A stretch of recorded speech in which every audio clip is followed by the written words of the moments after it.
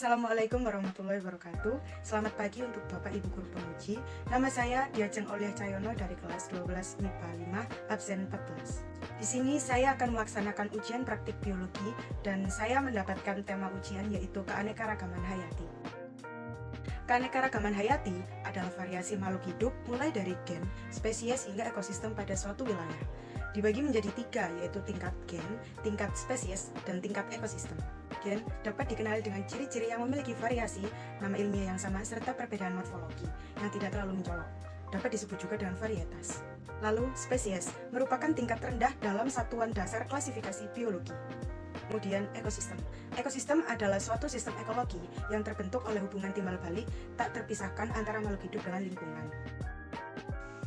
Alat tulis, lem, gunting, penggaris, folio bergaris, lalu gambar. Pertama, buatlah tabel untuk mengelompokkan keanekaragaman hayati berdasarkan genus dan spesies. Lalu, gunting-gunting gambar agar mudah untuk dikelompokkan.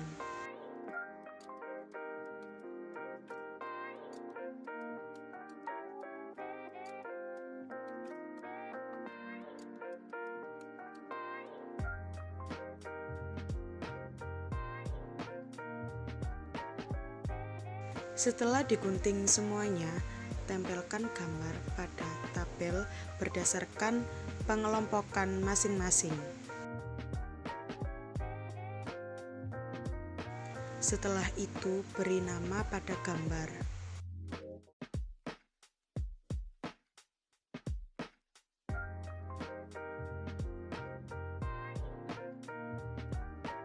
Pada gambar pertama kacang kedelai, yaitu Glycine max, gambar ke-10 kacang panjang Vigna unguiculata, dan gambar ke-20 kacang buncis Phaseolus vulgaris.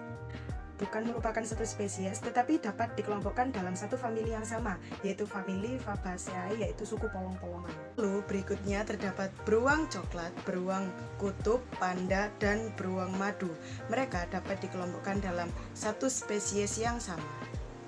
Pada gambar ketiga, pohon aren, Arenga pinnata, gambar ke-6, pohon palem, Arecaceae, dan gambar ke-16, pohon kelapa, Cocos nucifera. Mereka bukan satu spesies yang sama, tetapi dapat dikelompokkan dalam satu famili yang sama, yaitu famili Arecaceae, merupakan suku pinang-pinangan. Pada gambar keempat, terdapat beberapa gambar bunga sepatu. Mereka dapat dikelompokkan dalam satu gen yang sama, yaitu gen hibiscus. Lalu berikutnya terdapat cabai rawit dan cabai besar.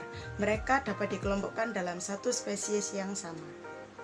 Pada gambar 11 terong Solanum melongena, gambar ke-13 tomat Solanum lycopersicum, dan gambar 17 kentang Solanum tuberosum. Mereka bukan pada satu spesies yang sama, tetapi dapat dikelompokkan dalam satu famili yang sama, yaitu famili Solanaceae. Pada gambar 8, burung lovebird Agapornis, dan gambar 15, burung kakak tua Cacatoida. Mereka bukan merupakan satu spesies yang sama, tetapi dapat dikelompokkan dalam satu famili yang sama, yaitu famili Psittacidae. Pada gambar 14, di dalam gambar tersebut terdapat beberapa bebek yang dapat dikelompokkan dalam satu genus yang sama, yaitu genus Anas. Pada nomor 18, terdapat gambar beras dan ketan. Mereka dapat dikelompokkan dalam satu genus yang sama, yaitu genus Oryza. Kesimpulannya adalah makhluk hidup di dunia ini sangat beragam yang bisa disebut juga dengan keanekaragaman hayati. Keanekaragaman hayati disebabkan oleh 2 faktor, yaitu faktor genetik dan faktor lingkungan. Dan terdapat interaksi antara faktor genetik dan faktor lingkungan dalam mempengaruhi sifat makhluk hidup tersebut. Sekian yang dapat saya sampaikan. Bila ada salah kata, mohon maaf.